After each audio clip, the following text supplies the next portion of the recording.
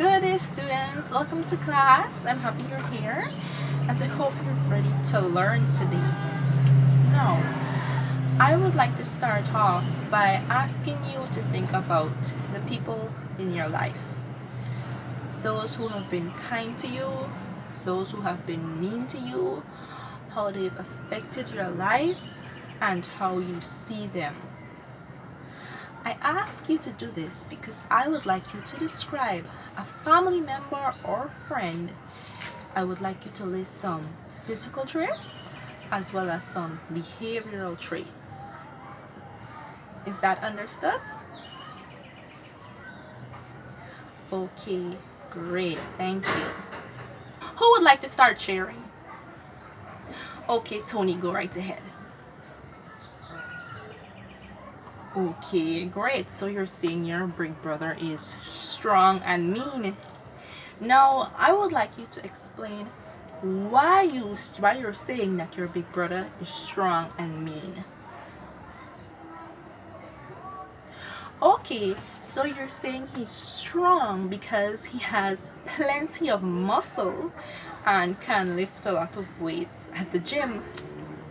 Okay, fair enough. And why do you consider him mean? Okay, he's mean because he always bullies you while you're playing video games and he steals your snacks and always tells your mother on you. Okay, alright, so I can see why you would say he's mean. And does his behavior ever cause any fights? Yes, they do cause fights and your mother has to part you often. Okay, thank you for sharing. Anyone else would like to go? Okay, Tiana, yes, you can share. Okay, so your best friend Jessica is beautiful and kind. That's a lovely description. Why did you describe her as being beautiful and kind? Oh, she's beautiful because she dresses very nicely and people always compliment the way she looks. Okay, that's fair enough. Why is she kind? Okay, she's kind because she always helps you with your homework and she encourages you to exercise and do hobbies. Okay, that's lovely. She sounds like a wonderful friend. Would anybody else like to go? Yes, Anthony, please share. Your cousin Joseph is mischievous and funny. Why is he considered mischievous and funny to you? Okay, because he's always telling a joke and he's always trying to prank somebody. Okay, it seems like a fair description. You're all doing so well. Thank you so much for participating. Would somebody else like to go? Okay, Susie. Your auntie is sad and lonely. Why do you say she's sad and lonely? Okay, because she never talks to anybody and she's always in a corner by herself at family gatherings. Okay, that seems like a fair description. Would anybody else like to go? Okay, nobody else would like to go? That's fine. I think you did a great job of describing family members and friends class. Give yourself a tiny round of applause. Let's move on to our okay, students, for our next activity I would like you to give up the same participation. Now I want you to list the physical and negative traits of the characters in the Tempest Act 1. Now, you all seem to love this play so far, so I'm excited to see what you come up with. You're going to fill out the positive and negative traits using this character chart. Is everything understood? Great, let's begin. Okay, are we ready to start the activity? Wonderful. Who would like to begin? Yes, Jacob, go right ahead. Let's see what you have. Okay, let me get your character chart. Okay, let's see what's the first thing Jacob has here. Okay, so Miranda. We'll look at Miranda. You have here that she's attentive. Under positive traits, why would you describe her as being attentive? Okay, fair answer. That's a brilliant answer actually, because in one of the opening scenes, she listens willingly and very carefully when her father tells her about how they ended up on the island. That is great. You've been paying attention. The next trait you mentioned, obedient. Why would you say she's obedient? Okay, true. She eagerly follows her father's commands and she doesn't fight up. Great input.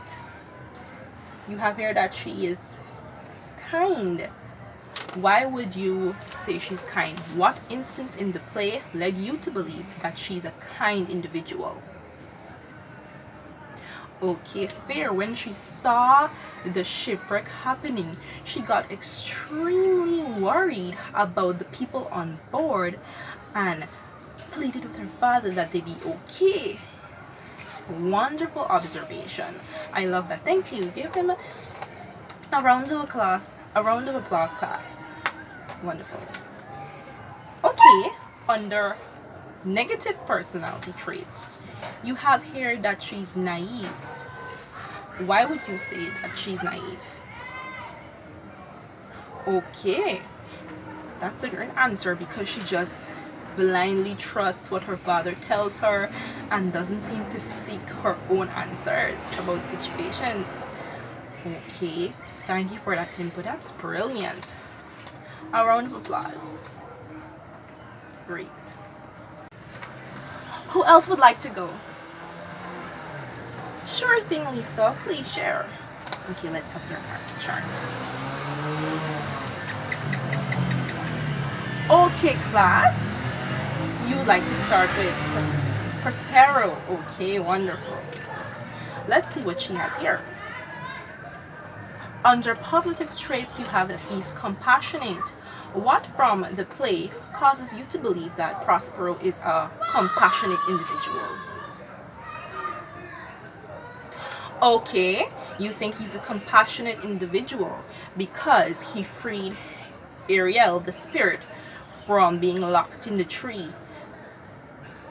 Okay, and if he didn't help him, he would have been stuck there forever. That's great input. Let's see what else you have. You have here that he is powerful.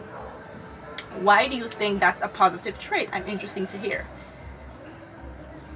Because if somebody is powerful, they can do what they want. Okay, that's a really interesting answer. Now, why did you describe Prospero as being powerful? Okay, because he can control magic. Yes. And because he has servants. Okay, that's a fair answer. Thank you. You've been paying vast attention to the play. Let's see what else you have here. Okay, so you have under negative personality traits that he's controlling. What has caused you to say that? Okay, he's controlling because of the way he bosses mostly Ariel and Caliban around. Okay, and because he also threatens them. What does anybody else think? Cindy? Okay, you think he's controlling as well. Okay, because of the way he just orders his daughter around and because of the way he created a storm. Okay, that's you've given amazing answers, class. I'm so thankful for the participation. Let's move on to our next activity. Okay, class, to close off today's activity, I require you to become a little active. So everyone stand up, up, up, up, up. Up, up, up. Come on now. This is going to be fun. Okay, great.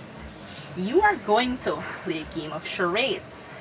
Your class, one of your classmates, you're going to take turns. You're going to act out somebody from Act 1. You're not allowed to speak. You have to do this through action. Are you ready to play? Great. Who's going to go first? Okay, Timothy, step right up. Let's see what you have.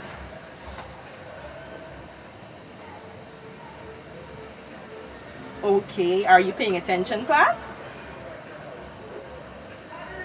Yes, what do you think is Sarah? Is that correct, Timothy? Yes, he's the boatswain. And what led you to say that? Oh, he looked like he was fixing up a ship and sailing and throwing out water. Okay, that's a great observation. Someone else. Anna? Yes, step right up. Let's see, class.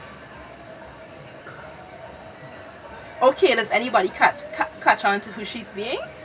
Yes, let's hear Jacob. Is that correct? Okay, yes, she was being Caliban. No, how did you recognize that?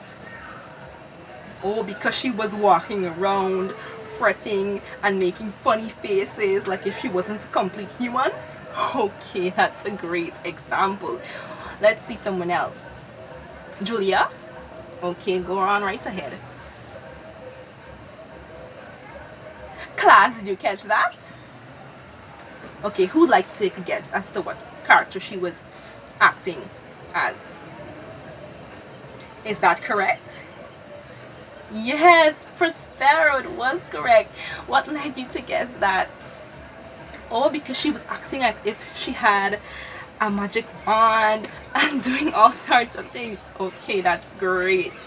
Well, class, that brings us to the end of our lesson on characterization. Thank you for being such a great bunch. I'm excited to progress with this play, and enjoy the rest of your day.